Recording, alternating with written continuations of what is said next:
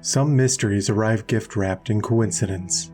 A stranger's lost hat, a Christmas goose abandoned in the street, and within, hidden beneath feathers and fate, a gemstone worth a king's ransom. But this isn't a tale of theft alone. It's a story of judgment, of mercy, of a man who almost didn't matter, and a detective who chose compassion over logic.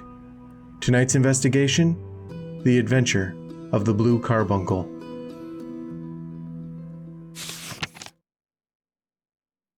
It was 2 days after Christmas when I called on Holmes, intending nothing more than to wish him the compliments of the season. I found him lounging on the sofa in his purple dressing gown, a pipe rack within reach, and a scatter of crumpled newspapers at his feet. The fire crackled in the grate, casting a warm glow over the room, but the windows were thick with frost, and the air outside still carried a bite of winter. Beside the couch, perched on the back of a wooden chair, was a hat, a sad, battered thing, hard felt, cracked at the brim, and stained in several places. It looked as though it had seen more winters than it cared to remember. "You are engaged. Perhaps I interrupted." "Not at all," Holmes replied, gesturing toward the chair. "I'm glad to have a friend with whom I can discuss my results. The matter is trivial," he nodded toward the hat, "but not without its points of interest." I took my usual seat by the fire and rubbed my hands together, grateful for the warmth. "I suppose that this hat has some deadly tale attached to it. A clue to a murder, perhaps? A robbery?" Holmes chuckled.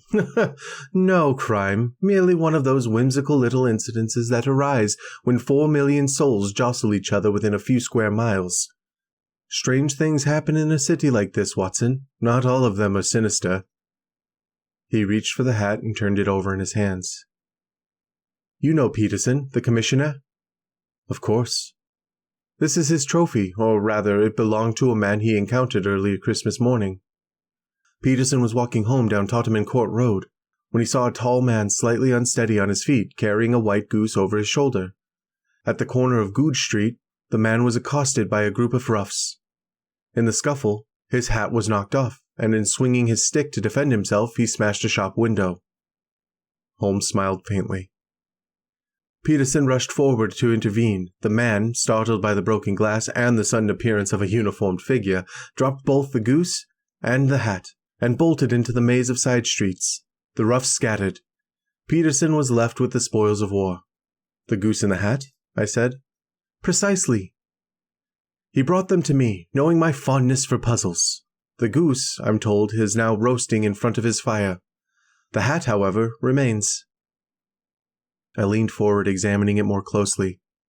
"There's a card tied to the bird's leg, wasn't there?" "For Miss Henry Baker," Holmes confirmed, "and the initials HB are scrawled inside the lining of the hat. But as you can imagine, there are hundreds of Henry Bakers in London. Without more, it's a dead end." "No advertisement?" "None." "Then what can you possibly learn from this?" Holmes handed me the hat. "Try your hand at deduction, Watson. What does it tell you?" I turned it over, somewhat sheepishly. It was dusty, cracked, and stained. The lining had once been red silk, now faded and discolored. A loop for a hat securer had been sewn into the brim, though the elastic was missing. Someone had attempted to cover the worst of the stains with ink. "I see nothing," I admitted. "On the contrary," Holmes said, taking it back. "You see everything.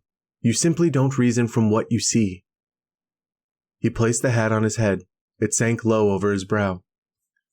"Large head, large brain. The man is intelligent.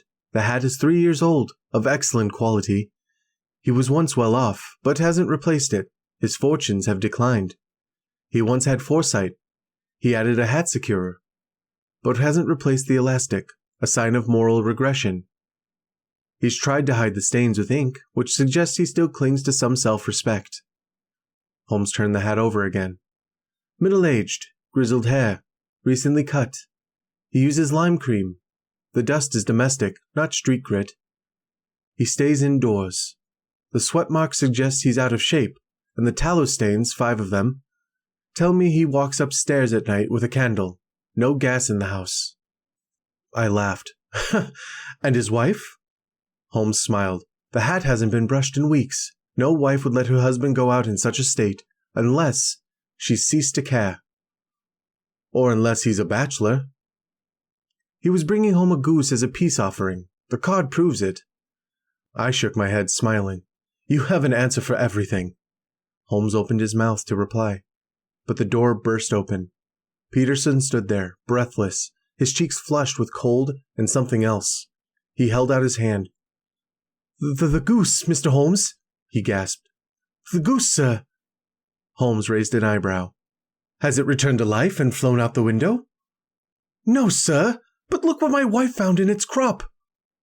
He opened his palm, and there nestled in the center was a blue stone, small, brilliant, and impossibly bright. It caught the firelight and scattered it like shattered glass. Holmes sat up straight, his eyes narrowing. By Jove, Peterson, he said softly. Do you know what you have there?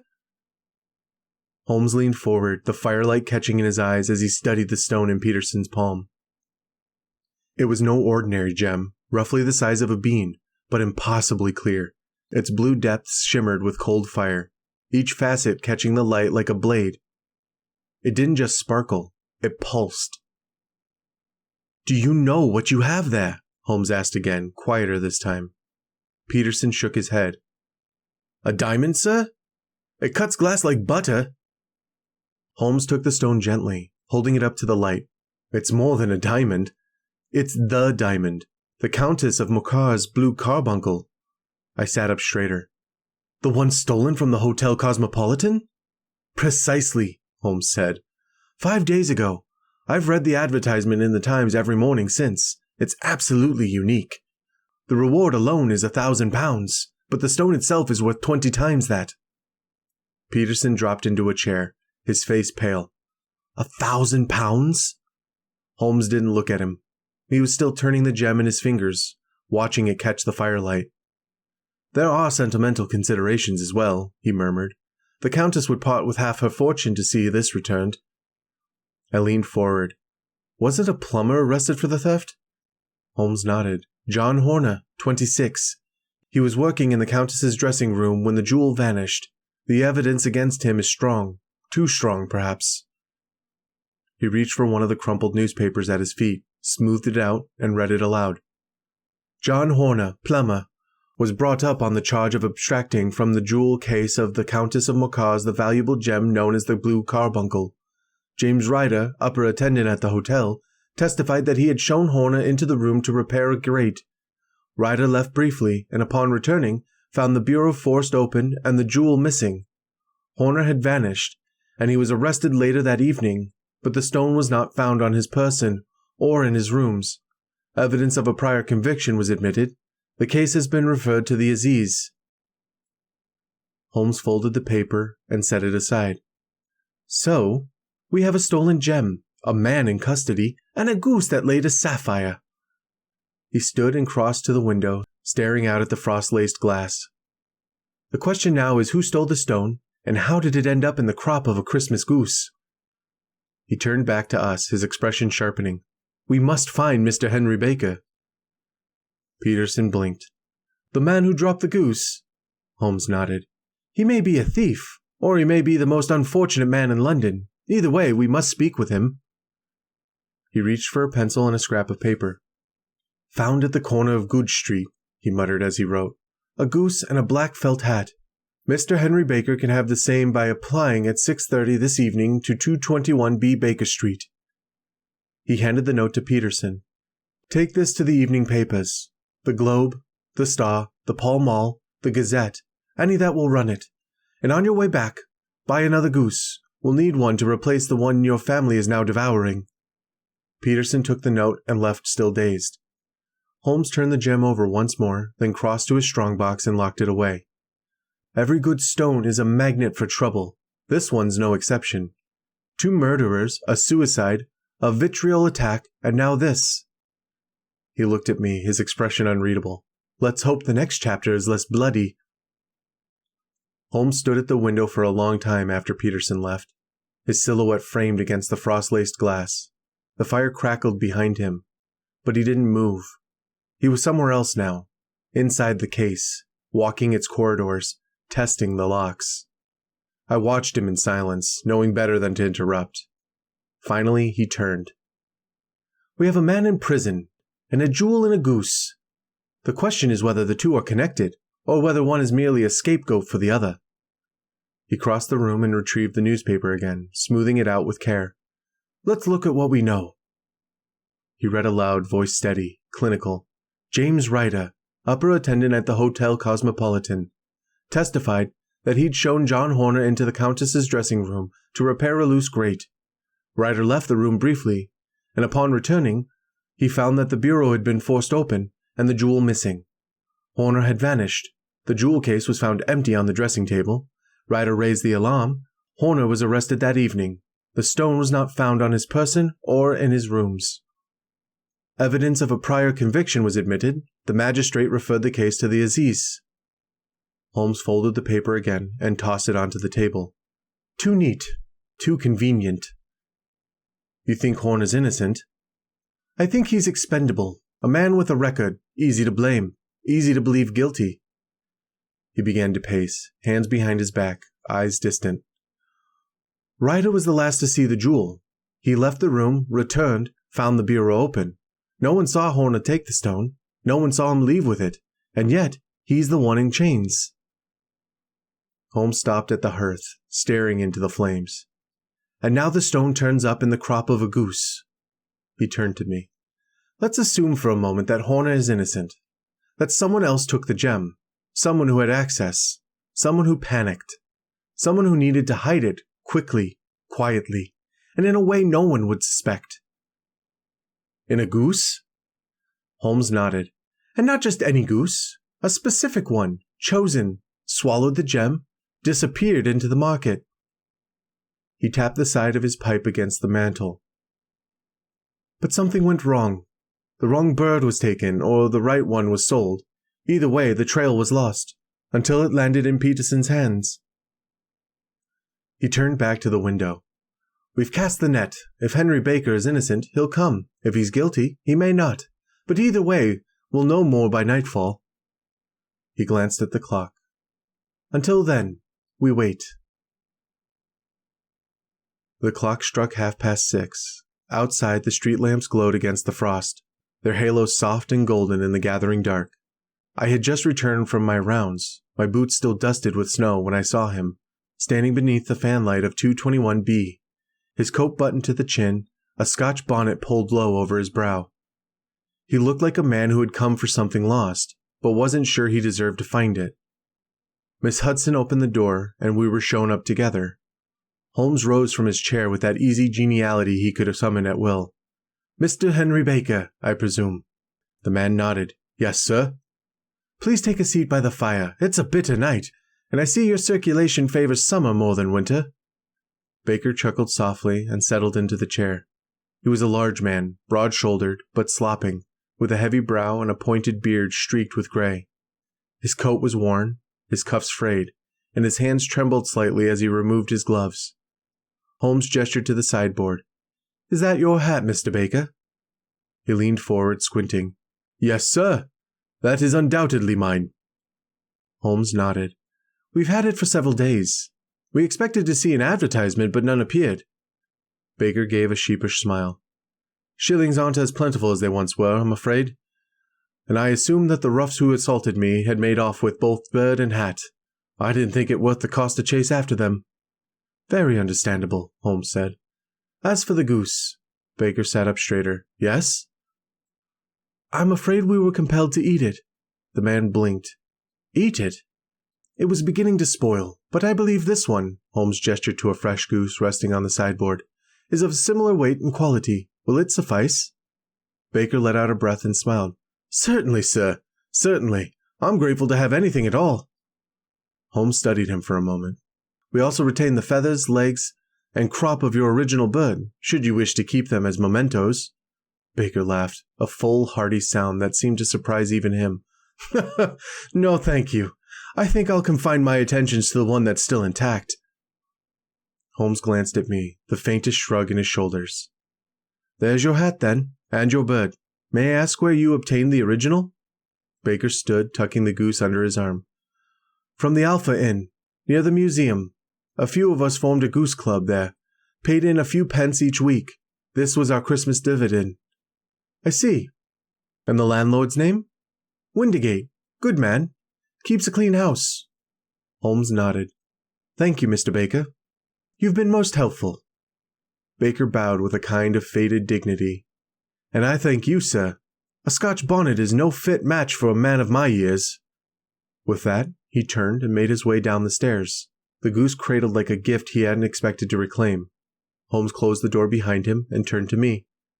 He knows nothing. I nodded. Not a clue.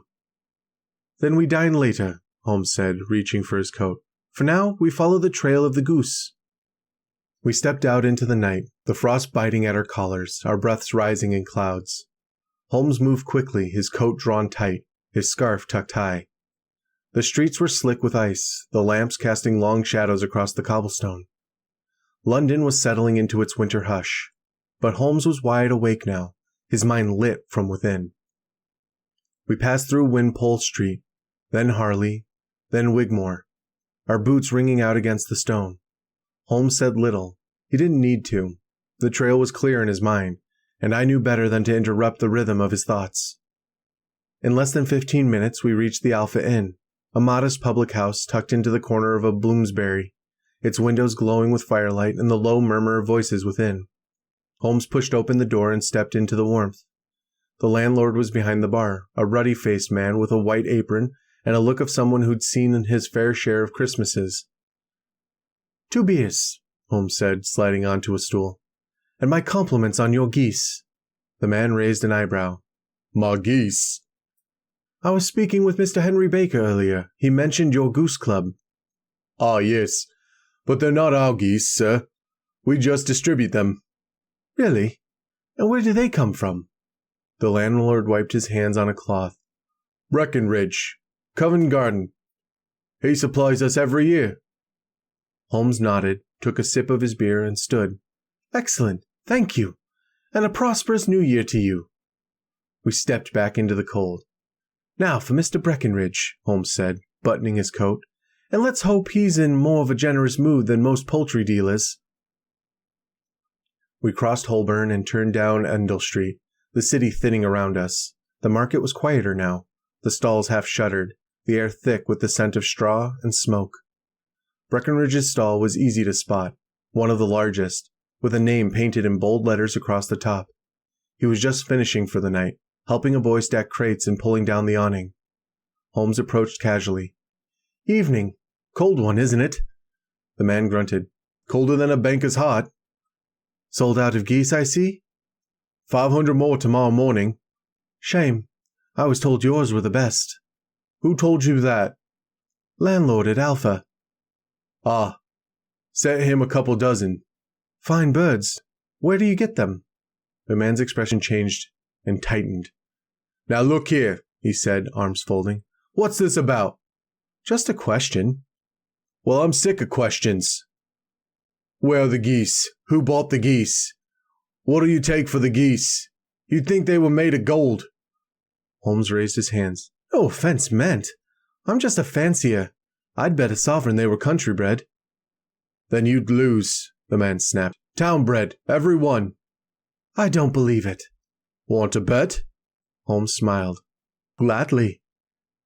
The man called for his ledger. A boy brought it over. Thin book, greasy covered. Breckenridge flipped it open with a flourish.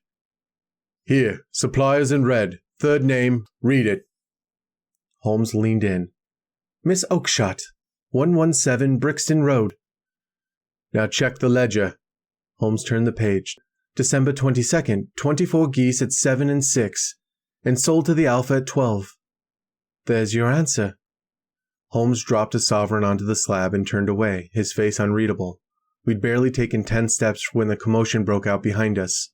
A small man, narrow shoulders, pinched face, was arguing with Breckenridge, his voice high and desperate. I've had enough of your geese, the dealer shouted. Ask Miss Oakshott. I'm done. The man flinched, then turned and fled into the dark. Holmes' eyes lit up. Come, Watson, he said, already moving. We may not need to visit Brixton Road after all. The man moved quickly, but not with confidence. He darted through the market like a rat through a maze. Furtive, glancing over his shoulder, unsure if he was being followed or simply hunted by the fear that he might be. Holmes didn't rush, didn't need to. He walked with the quiet certainty of a man who already knew how this would end. We caught up with the stranger near a row of shuttered stalls, where the gaslight pooled in a soft yellow circle. Holmes reached out and touched his shoulder. The man spun around, his face pale, his eyes wide with panic. Who are you? What do you want? You'll forgive the intrusion, Holmes said gently, but I couldn't help but overhearing your conversation with Mr. Breckenridge. I believe I can help you. The man's eyes darted between us. Help me? How could you possibly? My name is Sherlock Holmes. That stopped him cold. He stood there, trembling, his breath shallow in the cold air. Then, slowly, he lowered his hands. I've heard of you. I imagine you have. And I imagine you're looking for a goose. The man swallowed hard. Yes, a white one, with a black bar across the tail. Holmes nodded. It came to me. The man's knees nearly gave out. He caught himself against a lamppost, his fingers white on the iron. Come, Holmes said. Let's not do this in the street. He hailed a passing cab. The man hesitated, then climbed in without a word. Holmes followed. I took the seat opposite. We rode in silence. The man sat hunched, his hands clasped tightly in his lap, his eyes fixed on the floor. He looked like someone who had been running for days and had finally run out of road. When we reached Baker Street, he stepped out slowly, as if unsure whether he was walking into safety or judgment. Inside, Holmes gestured to the basket chair by the fire. Please, sit. The man obeyed, his movements stiff, mechanical. Holmes removed his coat, lit his pipe, and settled into his chair. Before we begin, I'd prefer to know your real name. The man hesitated, then, quietly, James Ryder. Head attendant at the Hotel Cosmopolitan? Ryder nodded. Holmes leaned forward slightly. And the man who framed John Horner for the theft of the Countess of Morcar's Blue Carbuncle?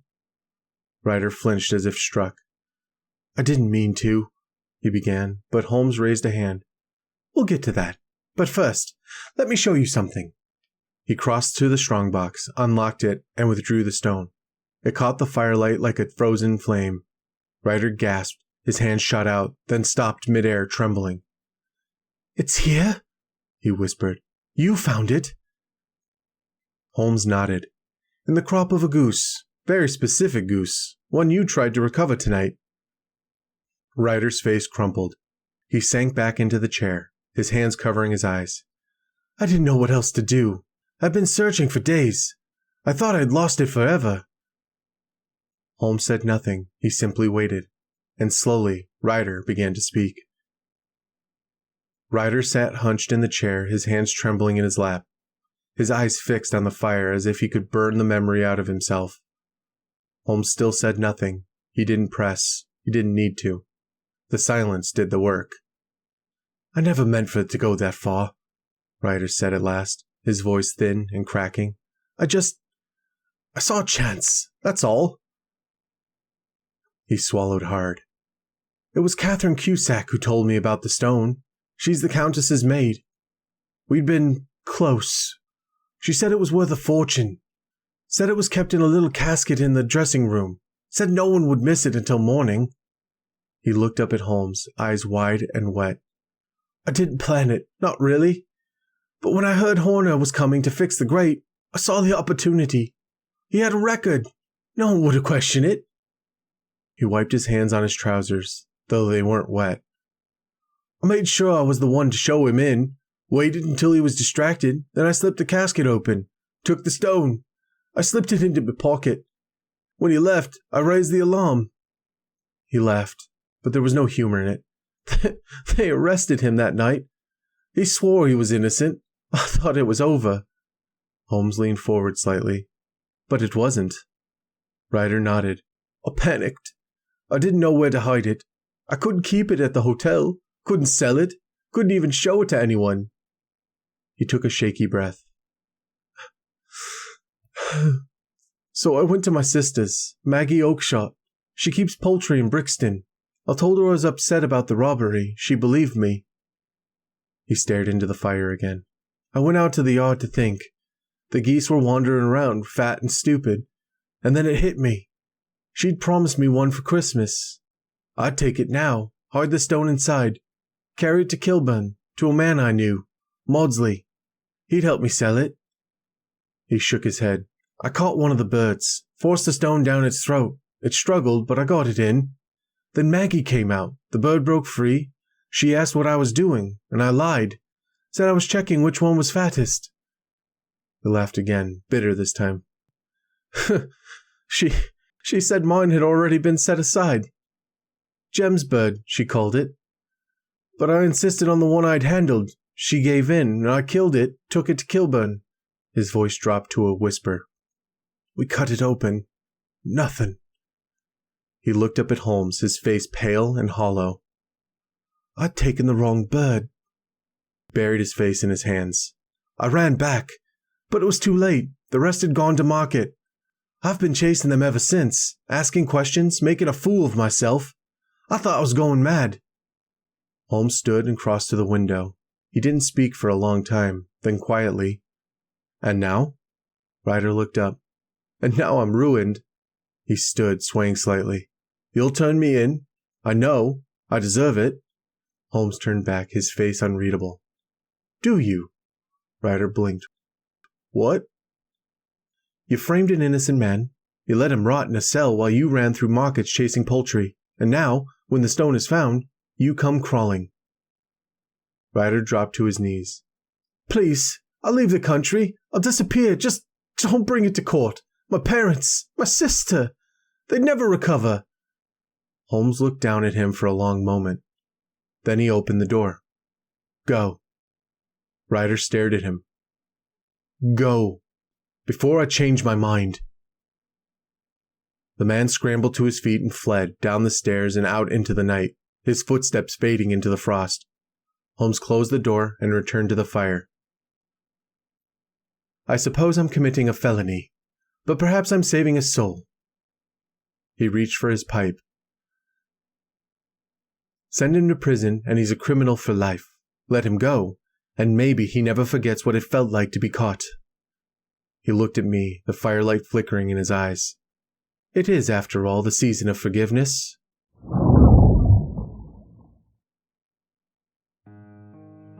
Holmes said little after Ryder fled into the night. He returned the Blue Carbuncle to its velvet pouch, locked it away in his strongbox, and sat for a long while in silence, the fire casting shifting shadows across his face. I knew better than to speak. Some cases left him energized, others left him hollow. This one, I think, did both. The next morning he sent a letter to the Countess of Morcar, informing her that her gem had been recovered and would be returned without condition or claim. No reward was mentioned, no name was given, just a simple note signed with the flourish of a man who had done what needed doing. As for John Horner, Holmes made a quiet visit to Scotland Yard that same afternoon. He spoke with Inspector Bradstreet, presented the facts as he saw them. No names, no accusations, just a sequence of events that made it clear the evidence against Horner would not hold. The case collapsed within the week. Horner was released without fanfare, bewildered but free. He never knew how close he had come to losing everything. And Ryder? We never saw him again. Whether he fled the country or simply vanished into the folds of the city, I can't say. But I believe Holmes was right. He would not go wrong again, not after that night. Not after seeing the stone in Holmes's hands and knowing how close he had come to ruin. I've often thought about that case. It began with a goose and a hat, two things most men would pass by without a second glance, but Holmes saw the thread, and he followed it. Not for glory, not for gain, but because something about it felt unfinished, unjust.